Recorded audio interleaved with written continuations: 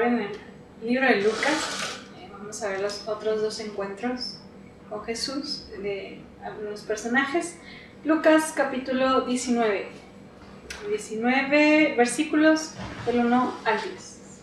La semana pasada vimos un encuentro muy interesante, ¿verdad?, de Jesús con Satanás, y nos dio claves perfectas para contrarrestar o ganar la pelea ante la tentación. Vimos el dolor que puede generar en el Señor y aún más allá el desagrado de un corazón que no sabe agradecer, valga la redundancia. Hoy vamos a ver otros encuentros que nos dejan unas grandes enseñanzas.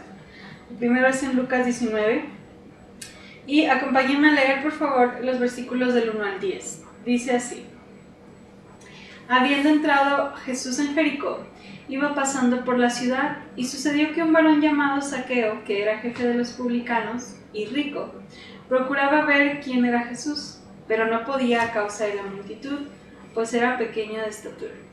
Y corriendo adelante subió a un árbol sicomoro para verle, porque había de pasar por allí. Cuando Jesús llegó a aquel lugar, mirando hacia arriba, le vio y le dijo: Zaqueo, date prisa, desciende, porque hoy es necesario que pose yo en tu casa. Entonces él descendió a prisa y le recibió gozoso. Al ver esto, todos murmuraban diciendo que había entrado a posar con un hombre pecador. Entonces Zaqueo, puesto en pie, dijo al Señor: He aquí, Señor, la mitad de mis bienes doy a los pobres, y si en algo he defraudado a alguno, se lo devuelvo cuadruplicado. Jesús le dijo: Hoy ha venido la salvación a esta casa, por cuanto él también es hijo de Abraham, porque el hijo de Abraham vino a buscar y a salvar lo que se había perdido. Vemos, hermanos, aquí una historia muy conocida. Yo no puedo dejar de pensar en el canto de niños mientras lo leo. Es inevitable porque con ese canto crecimos. Sin embargo, bueno, vamos a ver algunos aspectos relevantes de esta historia. Jesús va camino ya a la Pascua. Si nos fijamos en el capítulo, pues ya estamos en el 19, ya está casi por concluir la historia o el Evangelio de Lucas. Entonces, ya ahorita el enojo de los fariseos y los publicanos y todos ellos ya estaban al tope de Jesucristo. Estaban buscando un error para poder arremeter contra él, ¿verdad? Y bueno, pero también estaba todavía la popularidad de Jesús, o sea, había muchísima multitud siguiendo a Jesús. Y entonces dice ahí que venía camino a Jericó, o iba de paso por Jericó, y había mucha gente. Y había bueno, Lucas nota a un personaje especial que se llamaba Zaqueo. La Biblia lo describe, dice que Zaqueo era jefe de los publicanos. Si ustedes recordarán, estuvimos hablando de Mateo y les platicaba que Mateo era también un publicano, que ellos eran quienes recogían los impuestos, pero de Roma. O sea, digamos que Roma les vendía ciertos impuestos o los ponía en cierto lugar para cobrar impuestos. Roma le decía: bueno, tú me pagas vamos a imaginar, $1,000,000 de pesos a mí mensuales, pero puedes incrementar tú los impuestos para que tú te quedes con 200,000, ¿no? Ese era. Entonces, para todo judío, y más para los fariseos, escribas y todos ellos, cualquier publicano era un traidor de la nación, porque para ellos era inconcebible estar dando impuestos a Roma, que era un pueblo, o sea, que era el gobierno que se había impuesto a los dioses de romanos. O sea, para ellos era así horrible pagar impuestos, y todavía inflados por ellos. Y lo peor es que quien los cobraban eran los judíos. Entonces estaban muy enojados con los publicanos, les caían, los tacharon de traicioneros, de traidores, y era lo peor. O sea, por eso dice con pecadores y publicanos, o con publicanos y pecadores. O sea, era lo más bajo de lo bajo. Y Zaqueo era el jefe de los publicanos. Entonces, imagínense la situación. Por otro lado, a pesar de la impopularidad de este hombre, de el poco amor que tenían, o la estima que tenían, él era un hombre rico, dice Lucas, como que acentúa, y rico, o sea, Jericó era un lugar donde había mucho comercio, donde muchos lugares conectaban con Jericó, entonces Jericó era un lugar de bastante prestigio. Entonces, al parecer leí que había como 3 o 4 lugares donde había un jefe de publicanos, o sea, era una gente importante.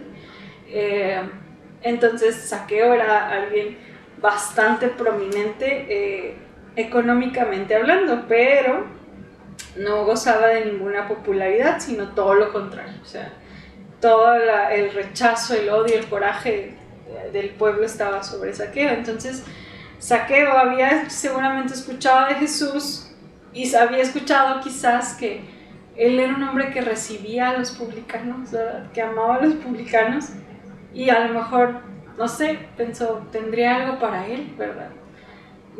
Si ustedes se fijan, Zaqueo no fue a Jesús, o no quiso ir a Jesús, o no quiso conocer a Jesús por tener una necesidad física, no tenía un enfermo, no tenía a alguien, pero él quería escuchar acerca de ese Jesús que entraba a la casa de los publicanos. O sea, eso era como muy curioso, ¿no? Porque ellos sabían cuál era su estilo de vida y sabían el rechazo que tenía.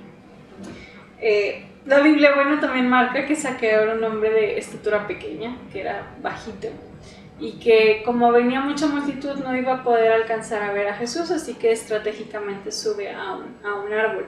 Leí por ahí un comentario, dice, capaz de que se subió a un árbol también porque estar entre la multitud era peligroso para Zaqueo, o sea, había mucho odio de la multitud para él, entonces mejor apartado.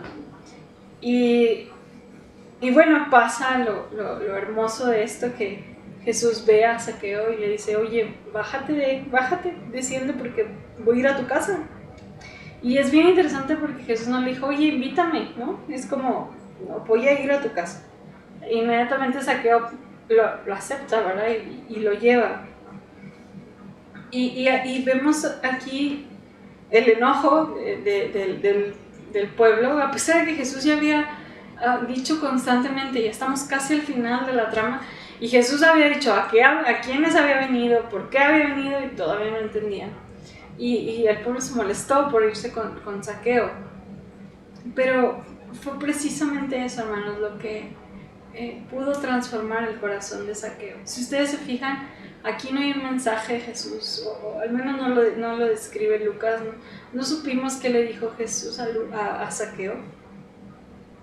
Pero yo encuentro 2 cosas que tenemos que considerar muy importantes, que fueron las que provocaron el cambio en Zaqueo.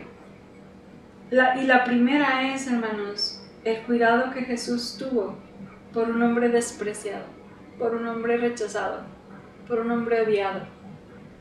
Yo no sé si se imaginan o si podemos imaginarnos el sentimiento de Zaqueo de constantemente ser odiado, rechazado, burlado, criticado, y de repente alguien tan famoso como Jesús, tan sabio, dice, voy a ir a tu casa.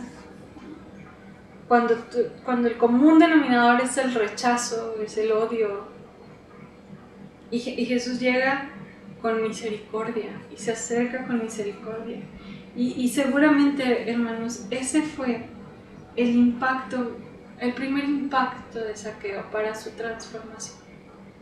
El contraste del trato que tiene la gente ante un pecador y el trato que Jesús tiene ante un pecador. No lo juzgó, no lo vio mal, no lo criticó, no le echó en cara su error. Jesús dijo, voy a ir a tu casa, quiero ser parte de tu día, de tu vida.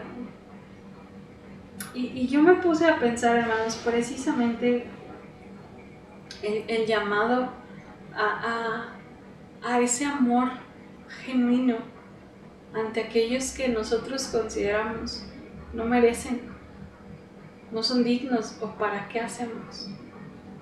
Jesús fue a ellos directamente. Y mientras reflexionaba en esto, recordaba un canto de Santiago Benavides que dice, ¿cómo mira Jesús? Imagínate cómo mira Jesús al muchacho de la calle, al abogado corrupto. ¿Cómo los mira Jesús? Y al final dice este canto, cuando haya quien te asuste, te incomode o te disguste, cuando creas que alguien no merece amor, cuando sientas que encontraste a quien mirar con desprecio, imagínate cómo lo mira Jesús. Así miró Jesús a Zaqueo, y esa fue la primera reacción de ver la expresión de un amor verdadero hacia un hombre pecador.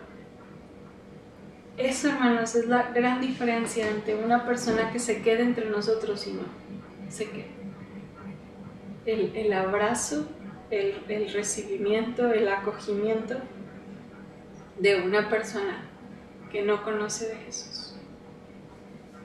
Y la segunda fue el impacto, ¿verdad?, de Jesús. La presencia de Jesús, la sola presencia de Jesús seguramente era tan fuerte que provocó en Zaqueo un arrepentimiento genuino. El encuentro de Jesús provoca o rechazo o un total cambio. Acuérdense del joven rico. Jesús le dijo, ve y vende todo lo que tienes. Y el joven rico dijo, no, porque tengo mucho. Y vean a Zaqueo, no sé si era más rico que el otro joven rico, pero ni siquiera Jesús se lo pidió. Él dijo, voy a darle la mitad de mis bienes a los pobres y a quien le deba se lo voy a dar 4 veces. La ley decía que si tú habías robado o le habías quitado algo, tenías que devolverle lo que le debías más una quinta parte. O sea, por ejemplo, si yo debía 100 pesos, tenía que devolverle 120 pesos a una persona. Eso se llama la retribución, o sea, el arrepentimiento con acción. Y Zaqueo me dijo, no le voy a devolver 20 pesos más, le voy a devolver 400 pesos más. O sea, voy a darle 4 veces más lo que le debo, más otras 4 veces.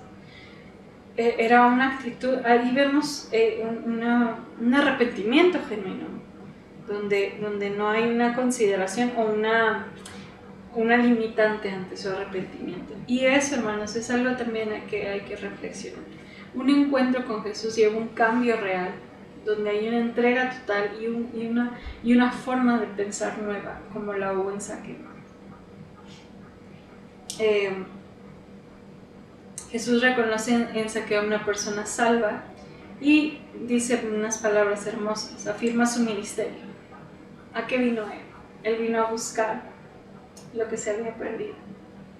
Decía un comentario, Zaqueo tuvo curiosidad. Esta curiosidad lo motivó a ir al encuentro de Jesús. No reparó en sus imposibilidades y fue gratificado por ello. Corrió a su casa para recibir a Jesús. No recibió un sermón por su condición de pecador. La sola presencia de Jesús obró su arrepentimiento. Restituyó lo que debía y aún más. Dio el 50% a los pobres. Pasó de ser el repudiado a hijo de Abraham, de perdido a salvado. Y esta es la obra de Jesús. Termino este espacio de Zaqueo, hermanos, con Zaqueo. El nombre Zaqueo significa justo. Y me acordé mucho de la historia de Narnia. Me gusta mucho la historia de Narnia. Yo creo que lo he dicho en varias ocasiones. Si no han visto la película o leído el libro, se los recomiendo mucho. Este autor es cristiano y aunque hace historias, o sea, no hizo una historia como bíblica, o sea, no refirió, bueno, sí refirió a las historias bíblicas, pero usó personajes diferentes.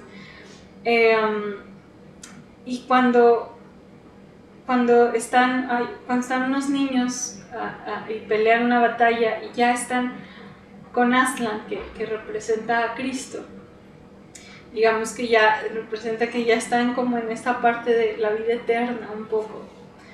eh, me llama mucho la atención que cada niño, eran 4 niños, bueno, 2 niñas y 2 niños, tuvieron una debilidad o una falla. Y cuando Dios los premia, cuando Dios les pone un nuevo nombre en el cielo, o Aslan les pone un nuevo nombre en su reino, los nombra por lo que no son. Por ejemplo, Lucy era muy miedosa y le dijo, tú serás Lucy la valiente. Y a Susan, Susan era muy egoísta, que no quería ayudar a nadie, era muy como egoísta. Y Aslan la llamó la benévola, la buena. Y en toda la película no se ve nada de eso. Y el que más me impactó fue Edmund, el niño Edmund. Él fue un traidor en la historia. Y les voy a hacer se le llama spoiler, les voy a contar la historia. Aslan muere por el traidor. Para que no mataran a Edmund, Aslan dio la vida, el león dio la vida por Edmund. Y al final en la historia, Edmund, Aslan le puso el justo cuando fue un traidor. Y recuerdo esta historia porque así es Saqueo y así soy yo y así somos cada uno de nosotros. No merecemos el lugar en el que estamos. No somos mejores que Saqueo. No hemos sido mejores.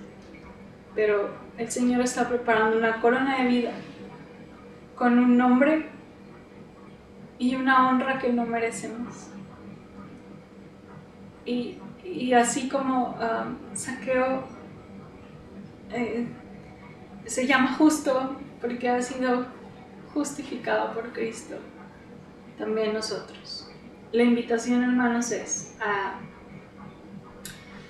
a amar al Señor y a amar al pecador, a verlo como lo ve Jesús. Y la siguiente historia, hermanos, me puse muy sentimental. También es increíble. Bueno, a mí me gustó muchísimo leer esta historia. Vamos a leerla, es un poquito larga. Vamos a leer Lucas 24, del 13 al 35. Ya estamos en la resurrección de Jesús. Ya Jesús aquí a este punto ya murió y ya resucitó. Es más o menos el tercer. No dice qué día, pero más o menos 1 o 2 días después de su resurrección quizás. Dice así: he aquí 2 de ellos, Mateo 24 del 13 al 35, dice: he aquí 2 de ellos iban el mismo día a una aldea llamada Emaús, que estaba a 60 estadios de Jerusalén, e iban hablando entre sí de todas aquellas cosas que habían acontecido. Sucedió que mientras hablaban y discutían entre sí, Jesús mismo se acercó y caminaba con ellos. Mas los ojos de ellos estaban velados para que no le conociesen. Y les dijo: ¿qué pláticas son estas que tenéis entre vosotros mientras camináis, y por qué estáis tristes? Respondiendo uno de ellos, que se llamaba Cleofas, le dijo: ¿eres tú el único forastero en Jerusalén que no has sabido las cosas que en ella han acontecido en estos días? Entonces él les dijo: ¿qué cosas? Y ellos dijeron: de Jesús Nazareno, que fue varón, profeta, poderoso en obra y en palabra delante de Dios y de todo el pueblo, y cómo lo entregaron los principales sacerdotes y nuestros gobernantes a sentencia de muerte y le crucificaron. Pero nosotros esperábamos que Él era el que había de redimir a Israel, y ahora, además de todo esto, hoy es ya el tercer día, apenas va el tercer día, hoy es ya el tercer día que también que esto ha acontecido, aunque también nos han asombrado unas mujeres de entre nosotros, las que antes del día fueron al sepulcro, y como no hallaron su cuerpo, vinieron diciendo que también habían visto visión de ángeles, quienes dijeron que él vive. Y fueron algunos de los nuestros al sepulcro, y hallaron así como las mujeres habían dicho, pero a él no le vieron. Entonces él les dijo: oh insensatos y tardos de corazón, para creer todo lo que los profetas han dicho. ¿No era necesario que el Cristo padeciera estas cosas y que entrara en su gloria? Y comenzando desde Moisés y siguiendo por todos los profetas, les declaraba en todas las escrituras lo que de él decían. Llegaron a la aldea donde iban y él hizo como que iba más lejos. Mas ellos le obligaron a quedarse diciendo: quédate con nosotros porque se hace tarde y el día ya ha declinado. Entró pues a quedarse con ellos. Y aconteció que estando sentado con ellos a la mesa, tomó el pan y lo bendijo, lo partió y les dio. Entonces les fueron abiertos los ojos y le reconocieron, mas él se desapareció de su vista. Y se decían el uno al otro: ¿no ardía nuestro corazón en nosotros mientras nos hablaba en el camino y cuando nos abría las escrituras? Y levantándose en la misma hora volvieron a Jerusalén y hallaron a los 11 reunidos y a los que estaban con ellos, que decían: ha resucitado el Señor verdaderamente y ha aparecido a Simón. Y entonces ellos contaban las cosas que les habían acontecido en el camino y cómo le habían reconocido al partir el pan. Ok. Ellos son dos hombres camino a Emaús. No, dice un nombre Cleofas, pero no era el Cleofas que menciona en otra parte del Evangelio. Seguramente era otro Cleofas. Estos eran, digamos, el círculo pequeño de Jesús eran los 12. Había un círculo más grande que eran discípulos de Jesús, cercanos a él. Ellos seguramente eran del círculo un poco más grande. Y estaban muy tristes ante la muerte de Jesús. Y la verdad es que la muerte de Jesús... se había hablado, o se estaba hablando, era el tema en boga en todo Jerusalén. Y entonces ellos iban camino a Emaús, seguramente derrotados a su aldea, porque pues Jesús, maestro, había muerto. Y a pesar de que Jesús había resucitado, pues mucha gente no lo creía, ¿verdad? Y no lo entendía. Entonces ellos iban caminando y dice que Jesús se llegó a su encuentro y empezó a caminar con ellos. Y de una manera muy interesante les empieza a decir: pues, ¿de qué hablan? Platíquenme de qué hablan. Y entonces ellos empezaron a describir: pues, ¿cómo eres el único forastero, eres el único extranjero que no sabe lo que está pasando en Jerusalén? Y ya le empezaron a decir que Jesús, a quien consideraban el que iba a hacer algo, sufrió a manos de los gobernantes romanos y de los publicanos y lo mataron. Y es bien interesante, hermanos, porque ellos esperaban que Jesús, dice el versículo 21, nosotros esperábamos que Él era el que había de redimir a Israel. Hablaban de una parte social también, pero estaban esperando y estos hombres con la pura lectura se leen tristes, se leen desesperanzados, se leen como derrotados totalmente. Algo que podemos ver, hermanos, es que el dolor no nos permite ver quién camina junto con nosotros. El dolor no nos deja, nuestro pensamiento, nuestra condición no nos deja ver quién va a nuestro lado. Ellos, también Jesús, seguramente su aspecto era diferente, pero estaban tan ensimismados en la derrota que no veían quién era Jesús. Y Jesús pues se interesa en la plática, pero después les dice: oigan, es que no han entendido nada. El Cristo había de padecer. Desde Moisés, los profetas, los salmos, todos dijeron que esto tenía que pasar, que era necesario el sufrimiento para poder llegar a la victoria. Y a mí yo creo que es de mis versículos favoritos en toda la Biblia, porque dice el 27: y comenzando desde Moisés y siguiendo por todos los profetas, les declaraba en todas las escrituras lo que de él decía. O sea, Jesús les dio una clase así de toda la Biblia para decirles, todo hablaba de mí. Toda la Biblia habla de mí. Desde Génesis hasta Apocalipsis soy yo. La Biblia es toda una unidad donde soy yo el personaje principal de la historia, donde se trata de mí. Y la Biblia mencionaba y hacía que era necesario pasar por esto, pero ustedes no lo han entendido. Vemos a la simiente en Génesis 3:15, vemos al siervo sufriente en Isaías, vemos la Pascua, vemos que en Zacarías dice que tenía que ser traspasado, y ellos no lo entendían. Y o sea, qué seminario ni qué nada, el mismo Jesús Maestro les estuvo enseñando las escrituras a estos dos hombres. A mí me encanta eso. Pero bueno, Jesús se hizo así como que, bueno, ya llegamos a Emaús, ahí nos vemos. Y entonces estos dos hombres le dijeron, pues ya es de noche, mejor quédate con nosotros y seguimos escuchándote. Y dice la escritura que cuando Jesús parte el pan, unos dicen que hizo la comunión, otros dicen que es una simple cena, realmente no sabría decirles, pero dice que tomó el pan, lo partió y se los dio. Entonces ahí fue cuando se les abrió sus ojos, se dieron cuenta que estaban con Jesús. Y curiosamente ahí Jesús se fue, dice que se desvaneció. Como Jesús ya era un hombre glorificado, había resucitado, ya tenía, digamos que otras dones o habilidades que el humano en sí no tiene por haber resucitado un cuerpo glorificado. Entonces Jesús desaparece y los discípulos, uno de ellos dice, no ardía tu corazón cuando escuchabas la palabra, no te encendías, o sea, de escuchar las escrituras. Y yo pensaba, híjole, ¿qué provoca la verdad en mi vida?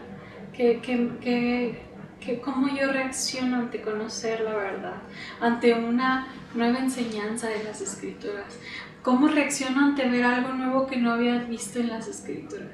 Dice aquí que ardía el corazón al escuchar las palabras de Jesús. Y las palabras están plasmadas aquí. Hermanos, no arde su corazón al escuchar la palabra de Dios.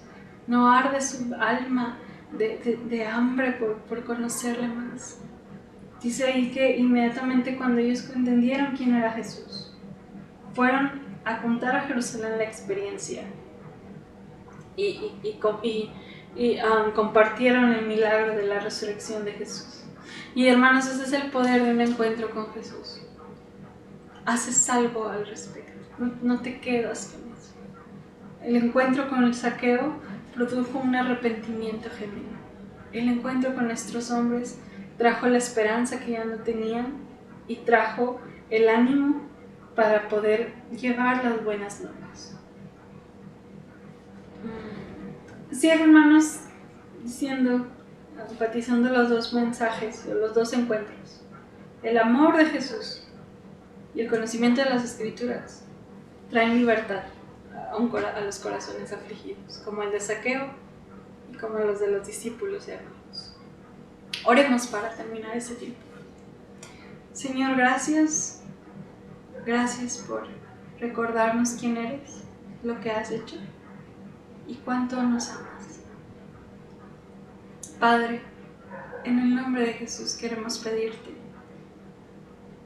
que si hemos olvidado este fuego al llegar a las Escrituras, por favor aviva el don que tú has puesto en nosotros.